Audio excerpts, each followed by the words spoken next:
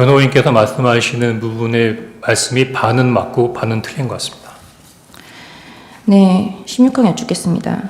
증인의 진술 조서입니다. 증인은 여인영 방첩사령관이 진술인에게 체포조 명단과 체포 지시는 대통령님의 뜻이다 내지는 대통령의 지시사항이다 말한 사실은 있는가요? 라는 질문에 명시적으로 얘기하지 않았습니다.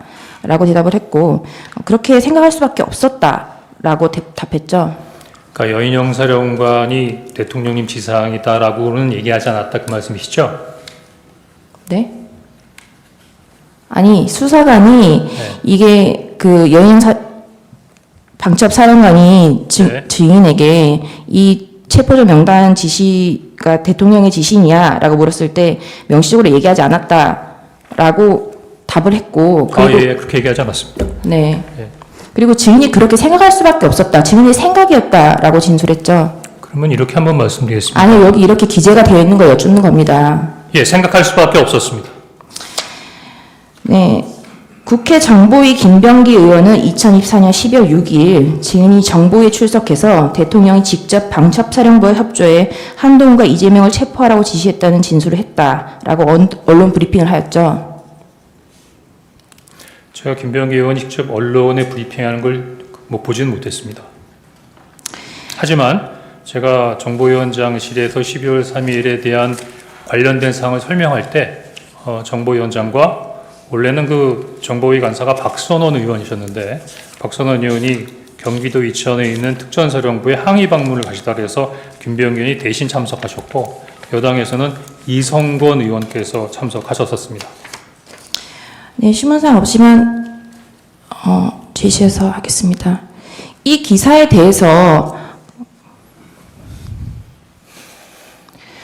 위 언론 보도 내용은 위 면담에 배석하였던 더불어민주당 김병기 의원이 진술인의 발언 내용을 공개하면서 언론 보도가 되기 시작했는데 실제 진술인이 위 면담에서 한 발언 그대로 가감없이 사실대로 보도가 된 것인가요? 라는 질문에 제가 한 말 그대로 보도된 것으로 알고 있습니다. 라고 답을 했죠. 예, 그렇겠죠. 지금 최근에 얘기하는 것처럼 자꾸 하나하나를 지적하신다고 하면 제3자에 전달되는 과정에서 다소 바뀐 부분이 있지만 제가 그 면담하는 과정에 그 양당 간사께서 계속 노트에 제가 얘기한 거를 그대로 받아 적으셨기 때문에 아마 그 받아 적인 내용을 가지고 발표하지 않으셨겠습니까? 아니 지금 조사를 받으실 때 이 기사를 제시하면서 대통령이 직접 지시 싹 다 잡아들여 정리하라는 기사를 제시를 하고 이 기사 내용이 가감없이 사실대로 보도가 된 것이냐는 질문에 대해서 증인이 말한 대로 보도된 것으로 알고 있습니다. 라고 답을 하신 거잖아요. 그럼 증인이 이런 말을 했다는 말인 거잖아요. 그죠? 다시 한번 좀 설명을 해 주시겠습니까? 지금 약간 방금 말씀하신 거는 그 김병기 의원이나 이성근 의원이 정보위원장 면담을 끝나고 나가서 기자들한테 브리핑을 한 것이 사실이라는 거라고 물어보셨는 것 같은데 지금 이 내용은 뭡니까? 지금 이 자료는 어떤 자료를 가지고 말씀하시는 겁니까? 이 자료는 네. 증인이 검찰에서 진술한 진술 조서고요. 지금 SBS라고 나와 있네요. 네, 그래서 네. 그 어쨌든 제목에 보면 네. 대통령 직접 지시 싹 다 잡아들여 정리하라라는 기사를 제시하면서 네. 검찰이 네. 이 기사가 가감없이 사실대로 보도된 것인가요? 라는 질문에 대해서 검찰에서 이 기사를 제시하면서 저한테 물은 적은 없는 것 같습니다. 그럼 이 조서가 가짜라는 말씀이신 건가요? 허위로 작성된 건가요? 한번 그 조서 관련된 부분을 좀 다시 한번 지금 갑자기 뭘 하나 띄워놓으시고 갑자기 이렇게 물어보시면 저도 이해하는데 좀 시간이 걸리지 않겠습니까? 그러니까 좀 앞뒤를 좀 설명해 주시면서 질문해 주셨으면 좋겠습니다. 제 질문이 어렵나요? 예, 아무래도 글자 그대로 읽었습니다. 아무래도 처음 법정에 와 있다 보니까 여러 가지 긴장된 부분도 있고 하나하나를 이해하는데 조금 좀 어려움이 있다는 부분을 좀 양지해 주셨으면 좋겠습니다. 증인이 지금 변호인께서 물으시는 거는요. 이 보도 내용이 네. 대통령께서 직접 체포 지시를 했다고 보도가 됐는데 네. 그 보도된 경위가 증인께서 정보위원회에서 이렇게 직접 이런 식으로 발언을 했기 때문에 이후로 보도가 되는 게 맞냐 그런 아닙니다. 도리어 제가 보기엔 이런 식으로 인용한 것은 제가 보기엔 12월 6일 날 조선일보 기사가 그런 식으로 나왔기 때문에 대부분 그런 부분들 인용했던 것으로 보여지고요. 제가 실제로 제 워딩으로 얘기한 부분은 지난번 22일 날 나왔던 국주특위의 청문회에서 제가 얘기한 부분이 제가 직접적으로 얘기한 건 처음이고 대부분 다 간접화법이기 때문에 그런 부분에 대해서는 조금 버그가 있다고 생각됩니다. 자, 이 조서의 질문에 보면 가감없이 사실대로 보도화된 것인가요? 라는 질문에 제가 말한 대로 보도된 것으로 알고 있습니다. 라고 증인이 답을 했죠. 제가 지금 가감없이 사실대로 보도된 것인가라는 부분은 SBS와 관련된 기사보다는 당시 민주당의 김병기 그다음에 국민의힘의 이성건 양당 정보위 관사가 제 이야기를 듣고 발표한 언론 브리핑이 제 이야기를 듣고 한 부분이니까 신뢰성 있게 가감없이 전달된 것이다. 뭐 그렇게 생각이 됩니다. 네, 알겠습니다. 증인이 제시된 메모가 여인영이 불러준 명단이라고 하면서 검찰에 제출했죠. 그렇습니다. 위 메모는 증인이 작성한 게 아니고 아까 그 보좌관이 작성했고 옮겨 적었다고 말씀드렸습니다. 네. 이거 작성 경위와 관련해서 아까 뭐 답변을 하셨지만 다시 한번 확인을 해보면 방금 올려놓은 거 잠깐만 다시 한번 올려주십시오. 아까 물어보셨던 거에 그럼 검거 요청과 위치 추적이 같은 거냐? 방금 보면 검거를 요청하는데 그 검거 요청이 하나가 위치 추적이었다라고 제가 메모를 해놓은 것이 적혀져 있는데 아마 그렇게 기억이 되는 것 같습니다. 네.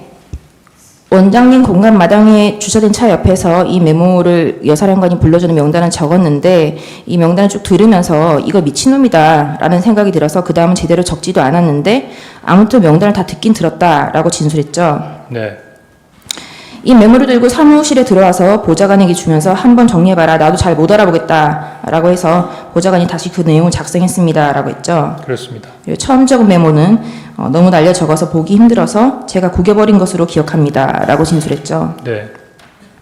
지금 이 메모 작성한 보좌관이 누군가요? 재판장이 제시 자료는 아직 채택이 안 된. 아니 아까 동의하신 것 같은데. 그거는 검찰이나 경찰에서도 물어봤는데요. 제가 그 국정원 직원이기 때문에 국정원에 대한 신분을 공개할 수 아니에요. 없다라고 답변했습니다. 네, 이 메모의 보좌관은 이런 메모를 들은 적도 없고 메모를 작성을 지시한 적이 없다라고 보좌관은 진술하고 있습니다. 잠깐만요. 여기 이쪽에서 항의를 하니까 아까 뭐 빼고 다 동의한다고 하셨는데 그 대상 속에 127의 2는 포함이 안 됩니까? 지금 보여주시는 게 127의 2. 홍장원 명단 메모. 메모가 아니라 그 보좌관 진술서입니다. 보좌관의 진술서를 제시하고 있습니다. 지금 띄워놓으신 부분은 저 부분은 저희가 부동의해요. 지금 그러면 알겠습니다. 127의 2는 인정하고 아닙니다. 제가 그 부분에 그다음에 대해서 말씀드렸습니다. 139-1을 인정 안 한다 이 말입니까? 그렇습니다. 139-1은 지금 채택이 안 된 것 같은데요. 네, 알겠습니다. 네, 그냥 철학 이 보좌관을 청구자 보좌관이 한 명이 아닙니다. 3명인 걸로 알고 있습니다. 예, 그 세 명 다 이렇게 진술했습니까? 그건 답변드리기 어렵습니다. 왜 답변드리기 어렵습니까? 보좌관이 증인은 작성한 게 제가 없다고 증인이 아니지 말씀하셨다고 하셨지 않습니까? 않습니까?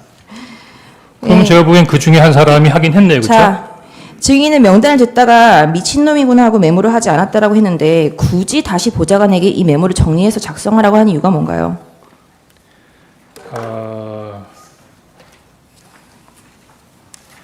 일단 그 미친놈이라고 하는 부분이 너무 좀 강한 부분인 것 같은데 제가 보기엔 혹시 이게 오해의 소지가 있을 수 있는 부분이기 때문에 조금 증인 묻는 말에 답변해 주세요. 시간이 갑니다.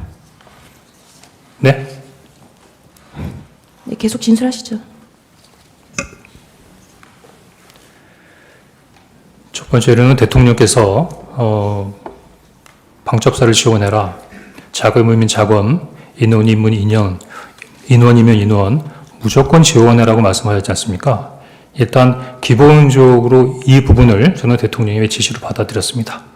그 다음에 방첩사령관한테 전화를 해서 그러면 대통령께서 지시하신 부분을 준수하기 위해서 뭘 도와줄까라고 했을 때 이 명단을 주면서 체포 검거 지원과 위치 추적을 요청했지 않습니까?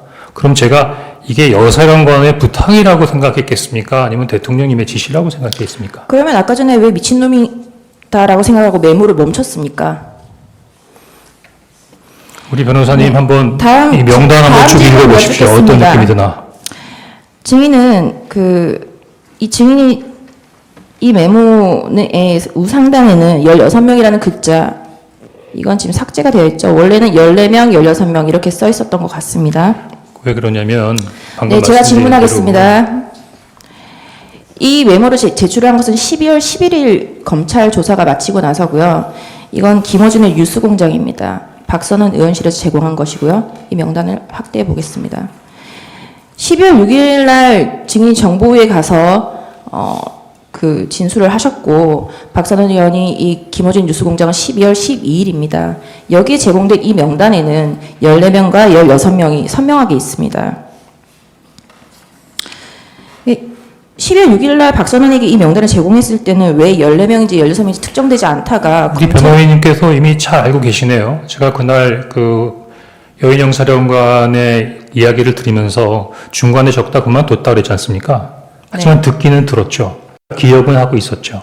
하지만 기억에 있는 내용을 옮기다 보니까 약간의 착오가 있어서 14명인 것 같기도 하고 16명인 것, 그러니까 처음부터 똑바로 다 받아 적었으면 아주 정확하게 딱 떨어질 건데 중간에 제가 적으면서 뭐 조금 약간 감정적인 부분도 있고 이거 뭐 이런 식으로 생각하다 보니까 좀 정확하지 않은 부분을 나중에 복귀하다 보니까 이런 부분에 있어서 약간 좀 오류가 있었던 것이고, 그러면 뭐 쉽게 말하면 미친놈이라 그러면서 왜 다시 복귀했냐.